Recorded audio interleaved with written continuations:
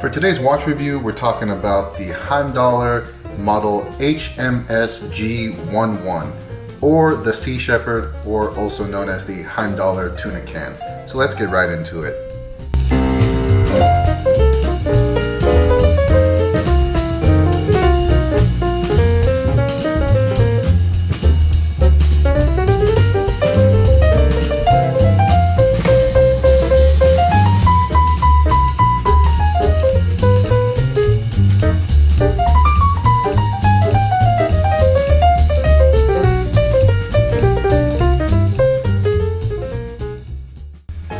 Starting off with price, you can find this online on the Heimdallr website for $169, and that is the flat rate, and I really like that. Most companies, you get the MSRP or retail price, and that is all before taxes. And you know, it's not complicated, but I really like the fact that the price I'm seeing on the screen is the price that I'm going to pay out the door. And you know, $169 is just a fantastic price. Definitely very budget friendly and affordable to most people.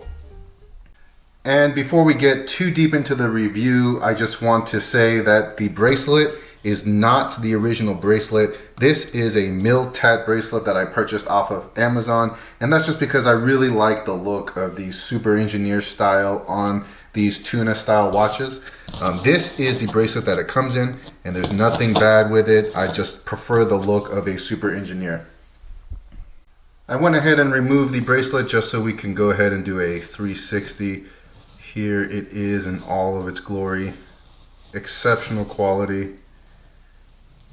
Hopefully I'm focused here, but there you go.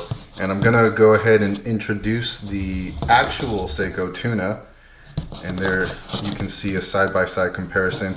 I also have a aftermarket bracelet on this one. This is the shark mesh band, and that's also just because I prefer this look. I really like the look of every other band on my tunas except for the original bracelet. I don't know why, but there you go.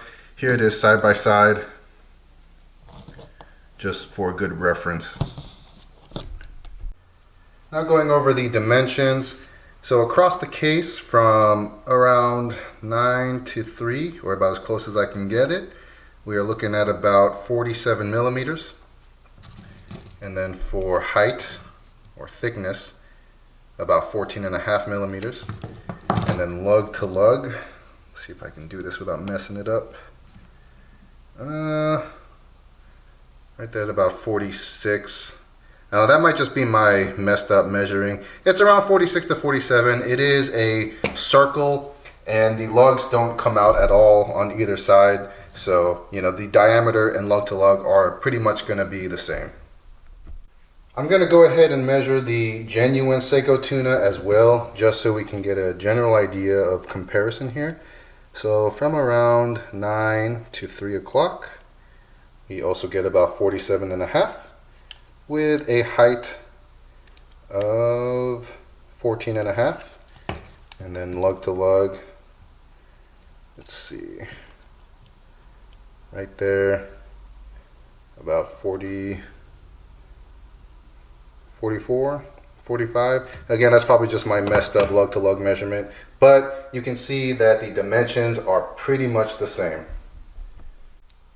For weight, the tuna comes in at around 221 grams. Of course, that's not going to be super accurate because I've got a different bracelet on, but you know, ballpark estimate.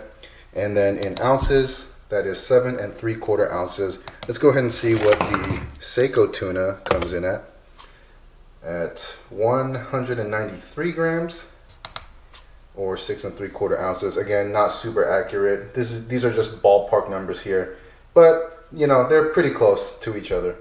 And here is the Heimdallr Tuna sitting on my 7.5 to 8 inch wrist. Quite a substantial watch, but I think it wears very comfortably.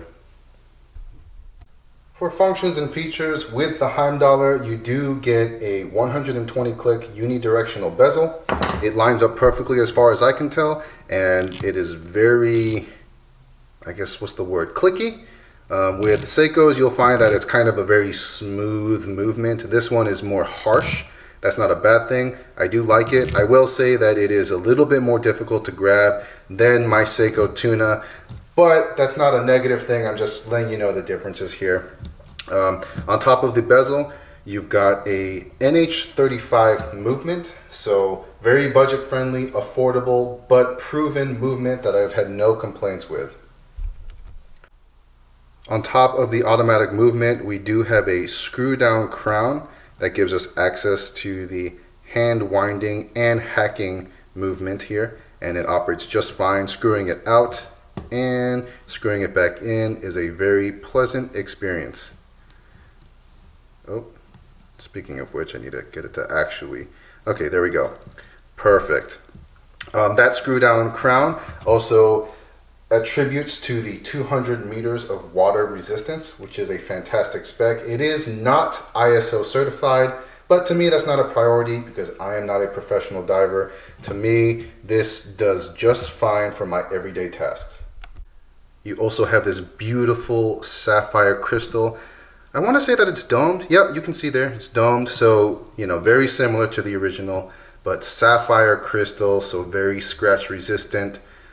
Definitely stronger than Hardlex. Hardlex is good. I have no complaints with either. I think Sapphire is perfectly fine, and I'm very happy with that. I think they executed it excellently with the Heimdallr. Let's go ahead and take a look at that loom. It is applied on all of the indices as well as the second hand, minute hand, and hour hand. It is the C3 Super Luminous Loom, and I believe that is on Seiko watches as well. It's fantastic. I'll say it's not as good as Lumabrite, but you know, me saying that doesn't really mean anything. It's still perfectly functional. I've had no issues with it. It's super bright. I mean, you can see on the screen just how bright this thing is. So no complaints there. Now taking a look at the bracelet, fantastic bracelet here. It is the pin and collar system. However, it's done better than most pin and collars here. It's not as annoying, I want to say. Finishing is fantastic. It's the brushed finishing, and it gives it that very tool-like feel. I'm not a fan of the polished finish that you will find on less quality Homage watches like Invicta. Nothing wrong against them, but I don't know. I just prefer this better. You will see that it is a fold-over mill steel clasp with 3 micro adjusts. Very good quality. Normally for this kind of finishing and quality and design, you're looking at watches that are, you know, $300 to $400 to $500. So getting something like this is, you know, just a great deal. I will say the edges came a little bit sharp, and that's just me being very nitpicky. I'm just letting you know. However, the overall quality is no different than my Marathon GSAR. I think it's the GSAR. It's the 36 millimeter variant, but the finishing on that bracelet is no better than this one. And that watch was, I want to say $700. So, you know, almost 4 times more expensive, 3 to 4 times more expensive, but the same quality on the bracelet. As far as finishing on the rest of the case, looking at the shroud, you know, I posted on my YouTube community page a picture of these two side by side, and I challenged my subscribers to tell me which one was the real Seiko, and all the answers I got were wrong. So that just proves that, you know, yes, they're not the same, but they're pretty damn near close. I mean, you wouldn't be able to tell looking at it like this. So, you know, I think the finishing job on the Seiko Tuna is fantastic, and I feel the exact same way about the Heimdallr. If you look on the other side, the reason why I had it like that was because the crown on the Seiko is signed. I don't know if you can see that. Let's see if I can zoom in or bring it closer. Oh, yeah, so you can see the Prospect logo there. On the Heimdallr, there's nothing. You know, I wish that they had something there just to give the watch a little bit more character, but, you know, it's perfectly fine, and finishing, again, is fantastic. As far as the case back goes, I do like the design here. I don't think it's laser etched, but it's not like truly engraved. So, you know, it doesn't feel like the highest quality case back, but I think it's perfectly fine, and I do like the style here. I'll try and have a close-up here so you can see what the writing is on that case back. But it is a screw-down case back, and overall no complaints. Going over my personal thoughts, I'm not going to beat around the bush. I love the Heimdallr. Do I like it more than my genuine Seiko Tuna? You know, this is kind of a risky thing to say, but I'm going to say, yeah, I do. My only regret with Heimdallr is that I didn't know about this company earlier. Had I known about it at the same time while I was purchasing the Seiko Tuna, I wouldn't have even considered buying this. The price difference, you know, this is about $1,100 to $1,300, and this cost me $170. You know, I'm not extremely loyal to Seiko. You know, I'm not loyal to any watch brand. You know, why would I be? They don't care about me. So, you know, I'm out for the best value, value to quality ratio. And, you know, I'm not an experienced watch repairman or whatever you want to call it. So, you know, I can't really tell the difference between the intricacies of the movement and mechanisms. From what I'm seeing with my naked eye, the Heimdallr Tuna does exactly what I need from a watch. It tells me the time, and it looks really good doing it. Don't get me wrong, I love my Seiko Tuna, but my biggest complaint with it, and it's, you know, subjective, it's just my personal thing. I like quartz watches, but I prefer automatic watches. Not because of reliability or anything, I just like automatic watches better, and I really wished that Seiko had a Tuna in the automatic variant, and you know, I found that with Heimdallr. And another thing that I like about it is that it's got the Sapphire Crystal. Again, I'm not, you know, I don't think Hardlex is better or Sapphire is better, but for me personally, I prefer Sapphire. I just like the fact that it has a Sapphire Crystal. I don't know why, maybe it's just the way that I was raised and how I grew up collecting watches, but that's just how I am. And Heimdallr got that for me at a very good price and excellent customer service. So while I do accept the fact that it is a risky thing to say with watch community members and Seiko loyalists or purists, but for me, man, I gotta go with the Heimdallr.